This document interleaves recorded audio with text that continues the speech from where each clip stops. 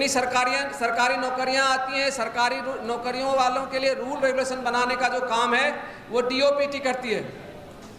उस डीओपीटी ने 1993 में एक रोस्टर प्रस्तावित किया था जो वाइनरी रोस्टर है। मैं समझाऊंगा वाइनरी रोस्टर क्या है, लेकिन उसको बड़ी बेईमानी से उस वाइनरी रोस्टर को हटा दिया गया और उसके बाद एक बहुत चालाकी से एक रोस्टर लाया गया। पहले 40 पॉइंट का रोस्टर था, बाद में 13 पॉइंट का लाया गया और जब सब लोगों ने उसको एक्सपोज करना शुरू किया तो 200 पॉइंट रोस्टर लाया गया।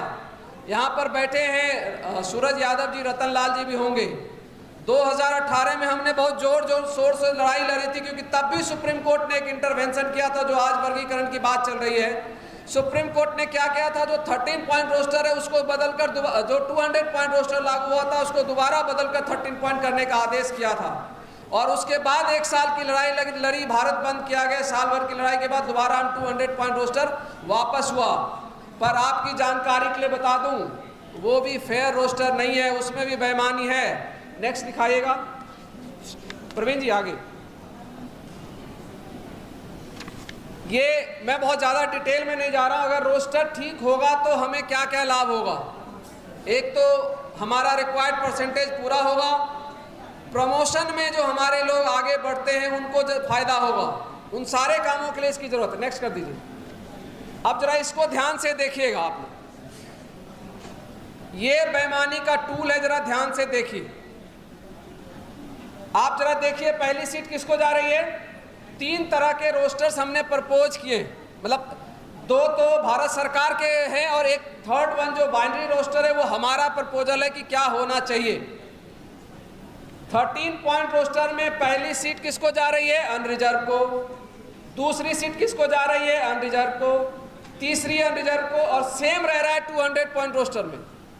वो साथी जो हम सारे लोग जो बहुत जोश से कहते थे कि हमने बहुत लड़ झगड़ कर 200 पॉइंट रोस्टर बचा लिया, मैं उनके सामने ये रखना चाहता हूँ कि देखिए हमने बचाया है, लेकिन हम अभी भी 13 पॉइंट रोस्टर को हटा नहीं पाए। वहाँ पर 13 पॉइंट तक जो रोस्टर का पॉइंट चलता है लगभग वही है। इसका मतलब क्या है, मैं आप जरा ध्यान से सुनिएगा।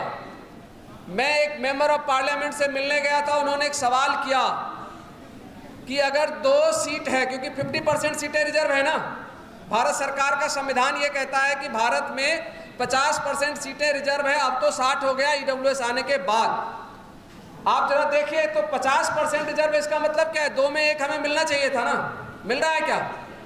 आपको कौन सी सीट मिल रही है, चौथी।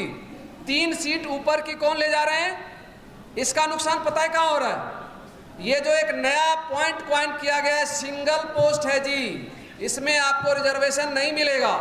और उसका क्या लाभ लेते हैं, वाइस चांसलरशिप सिंगल पोस्ट नहीं मिलेगा, प्रिंसिपल सिंगल पोस्ट नहीं मिलेगा रिजर्वेशन, डायरेक्टर्स ऑफ डिफरेंट जितने भी ऑर्गेनाइजेशन है भारत सरकार के डायरेक्टर्स के सिंगल पोस्ट है जी, नहीं मिलेगा। ये बेईमानी है। अगर 2 पोस्ट में 1 हमें मिल रहा होता, ज़्यादातर ये जो पद होते हैं 5 साल के लिए बने होते हैं, तो एटलीस्ट सेकेंड पोजीशन पे भी हमें मिलता तो हमारे वाइस चांसलर होते या नहीं होते देश के विश्वविद्यालयों में, प्रिंसिपल्स हमारे होते या नहीं होते, डायरेक्टर्स हमारे होते या नहीं होते। और आपको मैं इसको नेक्स्ट पेज पे ध्यान से अगले ये एक जरा 14 पॉइंट तक का रोस्टर में जरा आप देखिए कि क्या निकल कर आता है। 14 पोस्ट भी अगर किसी ऑर्गेनाइजेशन के अंदर है तो 14 में कम से कम हमारा कितना बनना चाहिए, 7। आप जरा इसको निकाल कर देखेंगे 14 में हमारा बनता कितना है। 14 में अनरिजर्व के 9 पोजीशंस जा रहे हैं और हमें कितने मिल रहे हैं, 9 और 5 14, नहीं 9 3 2 हाँ 9 और 5 14। आपको मिलना चाहिए था 7, मिल रहा है कितना, 5। ये अभी ये रोस्टर चल रहा है, ये इसी पे सारी नियुक्तियां देश के अंदर होती है। ये में और अगर जो हमने प्रपोज किया है बाइनरी रोस्टर, अगर हम उसको फॉलो करें तो हमें 14 में कितने मिलेंगे, 7। वो ये एक बड़ी बेईमानी है जो बड़े खुले मन से, और ये इसमें सुप्रीम कोर्ट, हाई कोर्ट किसी का ध्यान यहाँ पर नहीं जाता, और देश के अंदर जो बड़े बड़े लोग हैं जो मेरिटधारी हैं उनको ये बेईमानियाँ नहीं दिखती। नेक्स्ट इसको भी हटा दीजिए। इसका एक लास्ट ये पॉइंट भी जरा समझिए। ये क्या है, एक तरीका होता है, डीओपीटी ने जो चालाकी की है उसको, वो चालाकी क्या है वो समझिए, जो इन्होंने कोर्ट के अंदर रखा। चालाकी ये क्या करते हैं कि जैसे 100 का एक यार्ड स्टिक ले लिया और 100 में ये मान लिया कि 50% सीट अनरिजर्व की है, तो 100 डिवाइडेड बाय 50 कर दिया, तो इसलिए पहली सीट किसको चली गई, यूआर को। फिर उन्होंने कहा ठीक है जी, ओबीसी वालों की 27 है, 100 डिवाइडेड बाय 27 करेंगे, कौन सा पोस्ट आएगा, चौथा। आप करके देखो, 4th नंबर आता है, इसलिए कहा कि तुम 4th ले लो। एससी 100 डिवाइडेड बाय 15 करके देखो, 7वीं आती है, आपको वहाँ 7वीं में दिखेगी। एसटी कितना है, 7%, 100 डिवाइडेड बाय 7 करो, कितना आएगा, 14वां। ये फॉर्मूला बनाया। अब इस फॉर्मूले की बेईमानी क्या है, ये जो अभी वर्गीकरण की बात आ रही थी ना, अब जरा आपको वर्गीकरण समझ में आएगा। ये नहीं कह रहे कि अरे ये इन्होंने क्या किया, 27% वाला ले लो, 15 वाला ले लो, 7 वाला ले लो, और जब ऐसा वर्गीकरण करके ले लो तो हमें कितने सीट की नुकसान हो रही है, 14 में 2 की नुकसान हो जा रही। अगर वो 50 करके देते तो क्या होता, हमें फिर वो 7 मिलता, अगर हम पूरा 50 इक्वल कर लेते। अब एक जरा और है, और ये इलीगल काम चल रहा है। अगर मैं सुप्रीम कोर्ट और डीओपीटी को लेकर चलूं, इनसे जरा ये पूछा जाए कि भैया जब तक 50 था तब तक तो तुमने पहली सीट ले ली, चलो तुम्हारा ही फॉर्मूला मान लिए, अब तो ईडब्ल्यूएस लागू हो गया ना, तो 100 डिवाइडेड बाय 40 करेंगे तो पहली सीट तो उनको भी नहीं जा रही, तो अब क्यों ले रहे हो, अब तो ले रहे हैं ना। 100 डिवाइडेड बाय 40 करेंगे तब तो पहली सीट नहीं जा रही ना, 50 में जा रहा था कि चलो आप 100 क्रॉस कर जा रहे हो, पहली सीट ले लिया। अब जब आपके रिजर्वेशन यूआर जो है वो तो 40% बच गया। फिर ये सारी चीज़ें हम लोग इसलिए बना कर लाते हैं कि जरा एक बार समझिएगा तो ये बेईमानी बड़े अच्छे से उजागर हो पाएगी और देश को भी समझ पाएंगे। अब हम लोग क्या कह रहे हैं, जो मैंने कहा कि भाई अब आपके 40% हो गए, इसका मतलब क्या है, पहली सीट अब किसी को नहीं जाएगी, तो हमने उसी को लिखा है नन, दूसरी सीट नन, क्योंकि अभी ये क्या कर रहा है और जो अभी चल रहा है वो भी हम बता रहे हैं। आप क्या ले रहे हो, अनरिजर्व को पहली सीट दे रहे हैं, हम कह रहे हैं हम तो उधार हैं, कह रहे हैं हम एक रोस्टर आपको प्रपोज करते हैं, बाइनरी रोस्टर, आप ले लो, कोई बात नहीं, आप ही ले लो पहली सीट, लेकिन दूसरी किसको मिलनी चाहिए, ओबीसी को, क्योंकि उसकी कितनी है, 27%। तीसरी हम फिर तुम्हें देते हैं, यूआर ले लो। चौथी किसको दे दो, एससी को। 5वीं किसको दे दो, आप ओबीसी को। 6ठी यूआर ले लो, 7वीं ईडब्ल्यूएस को दे दो। हम एक बेहतरीन प्रपोजल लेकर आए हैं जो डीओपीटी को मानना चाहिए। और जो लोग जो जहां पर मैं बहुत, चूंकि ये नोटिस हमें पहले मिल गया है, बहुत लंबा ये है प्रेजेंटेशन में, उसको डिटेल में नहीं ले जाता। देखिए, बाइनरी रोस्टर को अगर आप लागू करोगे, उसका भी एक डाटा है, तब भी जो रिजर्वेशन रिक्वायर्ड है वो जाकर आपका कितना पूरा होगा, 50%। उसके पहले आपको जितना भी, और ज्यादातर क्या हो रहा, अभी एक आपने देखा होगा ये लेटरल एंट्री आया। एक और चीज हुई थी अभी, ये जो चालाकियां करते हैं,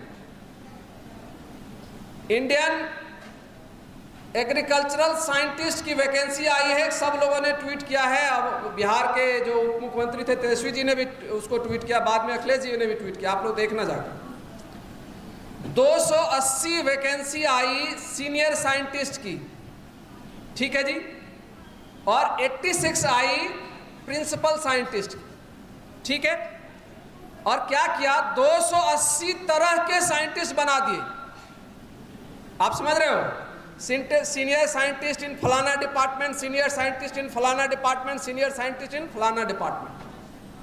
और 280 के 280 पोजीशन को कहा गया कि ये सिंगल पोजीशन है, और 280 में रिजर्वेशन कितना था, 0/सन्नाटा, 280।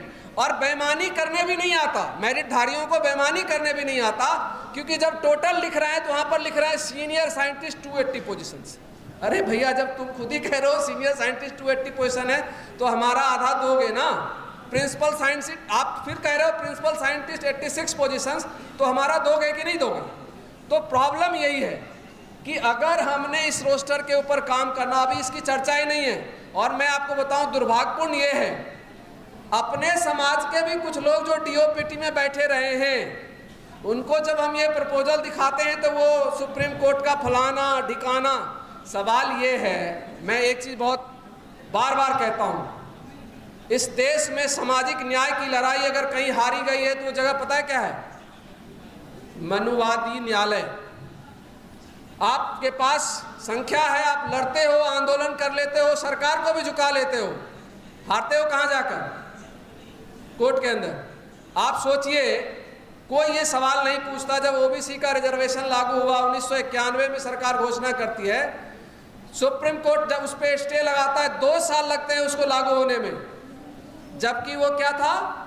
बाबा साहब के बनाए हुए संविधान के अनुरूप था, और जिसकी प्रक्रिया 1952 में काका कालेलकर कमेटी से शुरू की गई थी, उस रिजर्वेशन को लागू करने के बाद सुप्रीम कोर्ट को 2 साल लगा उस बात को मानने में। और ईडब्ल्यूएस रिजर्वेशन कौन से कानून से लागू हुआ था? था कोई कानून? क्या देश के किसी न्यायालय ने, हाई कोर्ट, सुप्रीम कोर्ट, किसी, इतने सारे हाई कोर्ट है ना, किसी ने रोक लगाई थी क्या? किसी ने स्टे क्यों नहीं लगाया? कम से कम यही कह लेते कि भाई जरा एक बार हमें समीक्षा करने दे दो, फिर लागू कर लेना। लागू तो आपने कर लिया, लेकिन किसी ने मना नहीं किया। तो क्या उसके बावजूद भी हमें नहीं समझ में आना चाहिए कि हम कहाँ हारते हैं जाकर? और नाम कितना बढ़िया दिया, इकोनॉमिक वीकर सेक्शन। क्या वाकई में इकोनॉमिक वीकर सेक्शन है वो? अगर इकोनॉमिक वीकर सेक्शन है तो SC ST OBC में इकोनॉमिकली वीकर लोग नहीं रहते क्या? फिर हमें क्यों नहीं देते ईडब्ल्यूएस में रिजर्वेशन? तो वो क्या है? उसका जो सवर्ण आरक्षण कहने में उनको शर्म आ रही है। वो सवर्ण आरक्षण नहीं कहते, तब उनको उन्होंने नाम दिया क्या? ईडब्ल्यूएस। तो ये सारी बेईमानियां हैं। ये हमारा प्रपोजल है, हम बार बार इस चीज़ को रिपीट कर रहे हैं। आप सब भी इस पे बात करना शुरू करिए, क्योंकि सामान्य बातचीत तो हम सब रोज करते हैं, जो टेक्निकल रूप से चालाकी और बेईमानी भारत सरकार कर रही है, उसके ऊपर जब तक सवाल नहीं उठाएंगे हमारा रिजर्वेशन पूरा नहीं होगा। जय भीम।